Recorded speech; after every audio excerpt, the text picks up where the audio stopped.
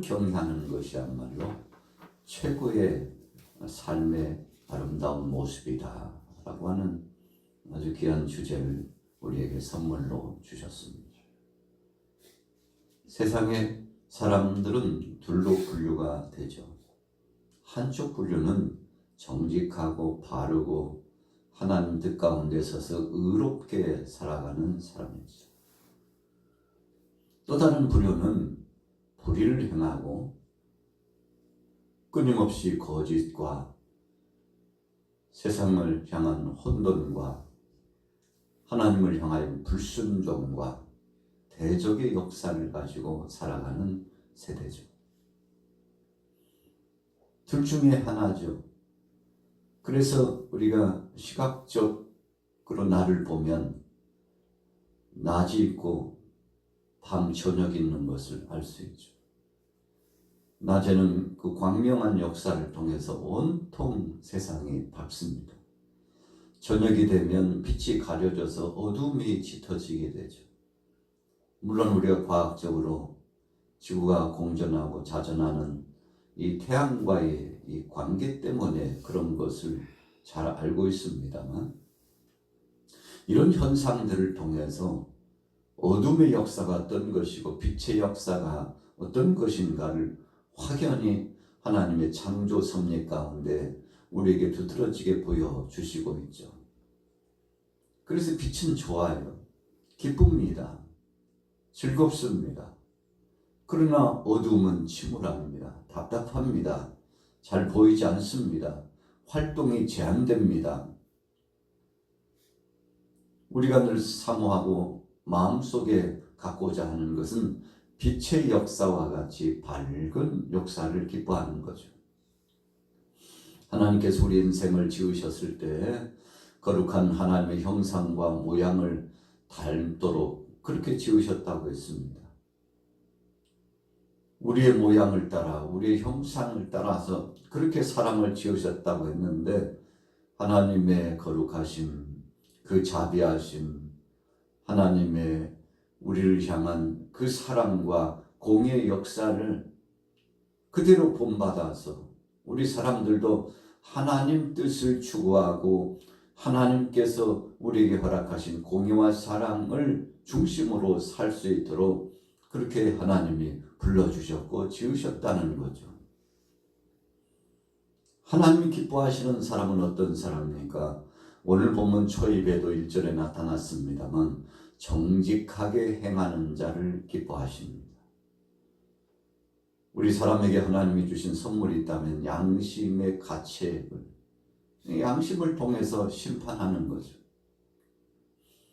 옆에 있는 사람이 뭐라고 하지 않아도 하나님께서 어떻게 말씀해 주시고 우리를 향하여서 지적하지 않아도 이 안에 주신 양심이 스스로 알아서 잘한 것은 뿌듯하고 잘한 것은 기분이 좋고 잘한 것은 하나님 앞에 영광이 된다는 사실에 대한 기대감이 있고, 그런데 잘못한 것에 대해서는 자기 자신을 채찍질하기도 하고 다시는 그런 죄를 범하거나 정직하지 못한 삶을 살지 않겠다고 다짐도 하는 것이죠. 이렇게 살아가는 사람이 정상적인 삶을 살아가는 삶입니다. 그러나 혹 어떤 사람들은 양심이 화인을 맞아서 더 이상은 양심의 가책을 느끼지 않는다고 그러지 않습니까? 그래서 세상이 어지러워지고 악한 역사가 계속 치달아서 사람들이 살아가는 그 삶이 고통스러운 이유는 정직하지 않는 삶을 살아가는 사람들이 더 많아지고 또 많아지기 때문에 그런 거죠. 이 세상은 온통 무질서해집니다. 믿을 만한 사람 없다, 믿을 사람 없다고 이구동성으로 이야기합니다. 사람이 참 두렵다, 무섭다, 어떻게 그렇게 할 수 있나라고 이야기합니다. 그러나 여러분, 정직히 행하고 하나님 말씀 안에서 겸비하여 하나님 뜻대로 살고자 소원을 품고 나가면 세상은 점점 밝아지는 거 아니겠습니까? 그리고 사람들이 살만한 세상이 되어가는 거 아니겠습니까?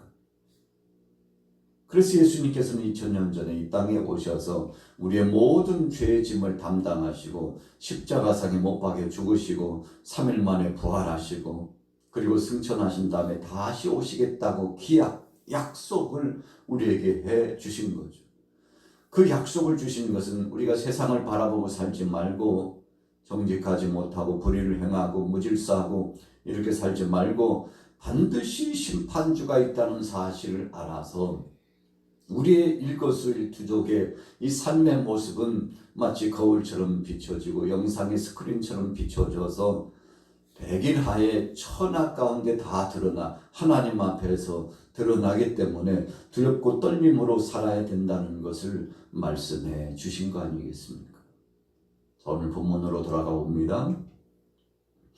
1절 보세요. 같이 읽습니다. 1절 2절 시작. 할렐루야. 내가 정직한 자들의 모임과 회중 가운데서 전심으로 여호와께 감사하리로다. 여호와께서 행하시는 일들이 크시오니 이를 즐거워하는 자들이 다 기리는도다. 자, 여기서 기리는도다 라고 하는 것은 연구한다, 그런 뜻이 포함되어 있어요.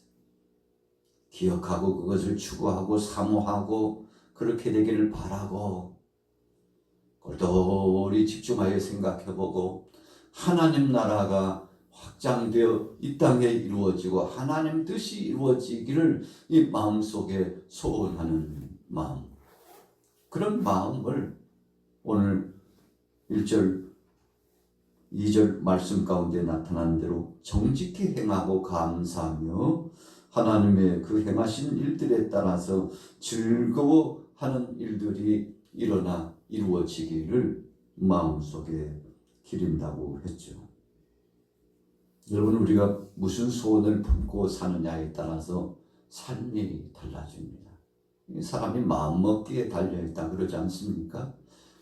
오늘 우리가 새롭게 시작되는 이 수요일 아침에도 우리의 마음속에 주님 오늘 하루 동안 정직히 행하고 하나님 뜻이 이루어지고 빛의 역사가 이루어지며 하나님께는 영광 되길 원합니다. 이런 다짐을 하고 우리 자신들을 돌이켜보고 정말 하나님 뜻대로 바르게 살고자 소원을 하면 우리 사람이 좀 역부족이죠. 마음먹은 대로 잘 되질 않아요. 뜻한 바는 좋게 시작했지만 그 과정을 지나는 동안에 변질돼요. 변색되듯이 그렇게 돼요. 처음 먹었던 그 마음 그대로 가지 못해요. 보존되지 않아요. 그만큼 우리는 유약하다는 것을 의미하죠. 그럼에도 불구하고 자기 자신을 늘 채찍질하고 돌이켜보고 주님, 나는 부족한 자입니다. 약한 자입니다. 그럼에도 불구하고 주님 뜻대로 살기를 소원합니다 하고 사모하는 마음을 가지고 나가면 성령께서 오셔서 우리 안에 충만히 거하시고 우리를 도와주시고 미처 그렇게 행할 수 없는 능력이 부족한 자면 능력도 주시고 마음의 평안도 주셔서 하나님 뜻대로 바르게 살 수 있도록 도와주신다는 겁니다. 그래서 보혜사죠. 보혜사라는 것은 돕는 자라는 뜻이죠. 예수님께서 승천하시고 난 다음에 하나님께서 약속하신 성령을 부어주실 것이라고 주님께서 누누이 말씀해 주셨는데 그 말씀 순종하고 120명 성도들이 다락방에 모여가지고 열흘 동안 간절히 기도했는데 성령 충만 임했어요. 앉아서 기도하는 사람들 가운데 불의 혀같이 갈라지는 것들이 저들에게 임했는데 그 능력의 성령이 임하는 표가 불의 역사처럼 보여졌어요. 우리가 혀가 갈라지는 것 같다 하는 것은 아주 일사불란하게 요란하게 그 역사가 임하지만 앉아있는 모든 사람들에게 하나님의 그 능력의 권세가 임해서 그때부터 생각이 달라지고 말이 달라지고 삶의 그 모양 모습이 달라지고 여러분, 사람이 이렇게 달라질 수 있나요? 성경은 그렇게 말씀하죠. 하나님은 말씀합니다. 달라질 수 있다고 말씀합니다. 어떤 때 언제 달라지나요? 주님 말씀에 사로잡힐 때, 성령 안에 거하게 될 때 달라질 수 있다고 말씀합니다. 그래서 하나님 말씀은 살았고 운동력이 있어 좌우의 날선 어떤 검보다도 예리하여 혼과 영과 관절과 골수를 찔러 쪼개기까지 하고, 그리고 모든 것들을 감찰하는 역사가 있다고 했는데 참 감사한 거 아니겠습니까? 오늘 저와 여러분들에게 이 능력의 말씀이 빛이 비추듯이 쫙 비추어지니까 하나님 뜻 가운데서 신앙의 양심을 가지고서 자기를 성찰하고 바르게 살아갈 수 있는 그 길목에 서게 되는 것이죠. 자 보십시오. 5절로 넘어가 봅니다. 5절 같이 읽습니다. 시작. 여호와께서 자기를 경외하는 자들에게 양식을 주시며 그의 언약을 영원히 기억하시리로다. 세상이 흉흉하고 악한 자들이 온통 세상을 지배할 것 같이 보여질 때가 많아요. 우리가 국제 정세를 봐도 참 어지럽죠. 전쟁과 기근이 끊이지 않고 또 알 수 없는 이상한 질병들이 계속 도출돼요. 아무리 생각해봐도 참 끔찍할 때가 굉장히 많죠. 소망과 비전이 더 이상은 주어지지 않은 것만 같아요. 그런데 시간이 지나면서 어떻게 되던가요? 악한 자들은 흔적도 없이 다 사라지고 역사의 무대 뒤로 다 사라져요. 그래서 선한 자, 믿음대로 사는 자, 하나님 앞에 겸비하여 정직히 행하는 자들만 남아요. 여러분, 우리가 동물의 세계도 보면 토끼같이 약하고 사슴같이 약하고 노루처럼 약한 이 짐승들은요, 이 맹수들에게 꼼짝없이 잡혀 먹혀요. 나중에는 보면 온통 사자나 호랑이 같은 맹수과에 속한 것만 이 동물의 세계에서 판을 친다고 그러죠. 기세등등하게 그렇게 남아있을 걸로 생각이 되죠. 그런데 어떻게 되고 있습니까? 오히려 사자나 호랑이, 이 맹수과에 속한 것들은 점점 그 개체 수가 줄고 있어요. 사슴 같은 거, 노루 같은 거, 토끼 같은 거, 약한 것은요 얼마나 많이 번식하는지, 땅을 차지하고, 그래서 예수님이 주신 말씀처럼 온유한 자가 땅을 차지한다. 그 주신 말씀의 의미가 거기에 있습니다. 여러분, 그래서 우리가 하나님 앞에서 그래도 위로를 받고 다시금 출발하고 오늘 하루도 새로운 출발을 할 수 있는 기력과 용기가 100배 되는 것은 역시 하나님은 정직한 자 편에, 바르게 살고자 하는 자 편에 함께하고 계시고, 역사의 무대 속에 하나님이 정하신 것은 악한 자들에 대한 반드시 심판을 행하신다는 사실을 우리가 역사적인 상황을 보고도 터득하고, 오늘 진리의 말씀을 가지고 다시 한번 재확인하고, 우리의 일상을 통해서 웅변처럼 주시는 하나님의 뜻을 다시 한번 재확인받을 수 있게 되는 거 아니겠습니까? 자 보세요. 자기를 경외하는 자들에게 양식을 주신다고 그랬어요. 약속의 땅 가나안 땅에 택한 백성들이 들어가서 사는데 7 족속들이 다 쫓김을 당했습니다. 하나님이 다 쫓아내 주신 거죠. 그냥 믿음으로 들어가서 살았죠. 하나님 뜻대로 우상 숭배하지 않고 하나님의 언약의 말씀을 지켜 행했더니 오랜 기간 동안 그 땅, 기름진 땅에서 누리며 살았습니다.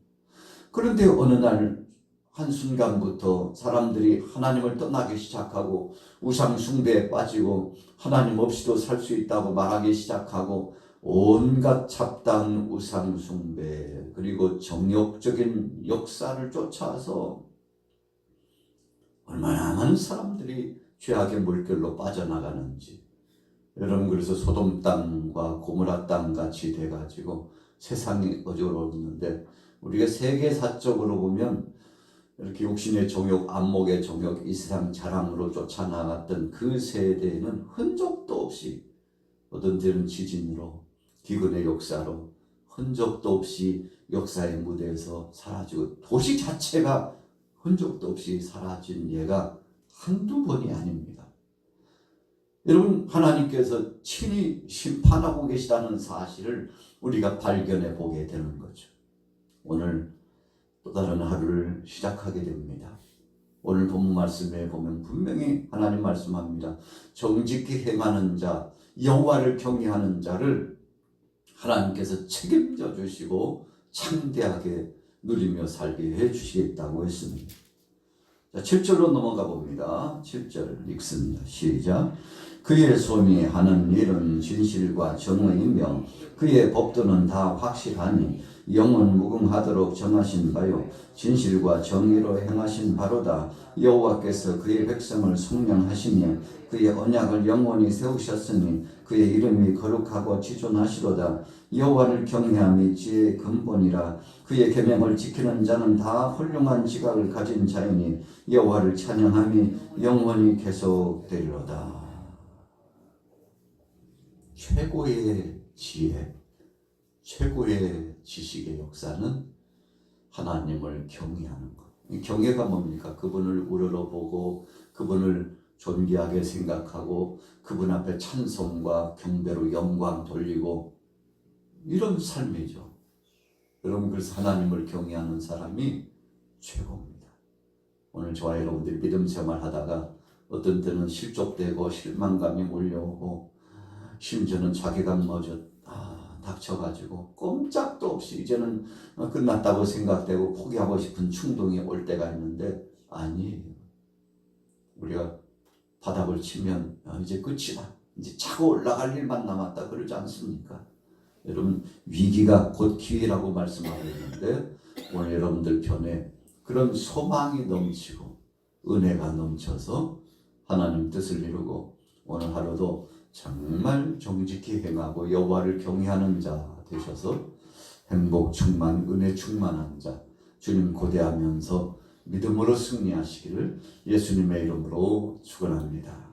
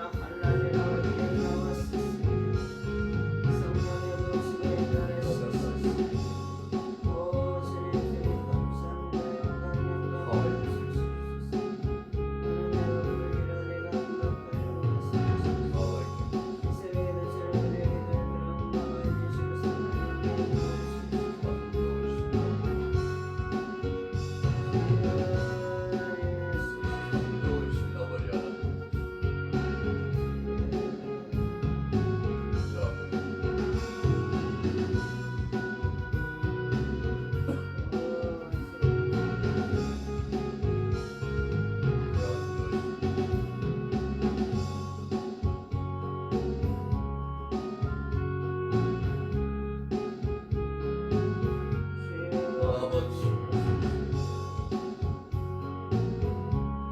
아버지,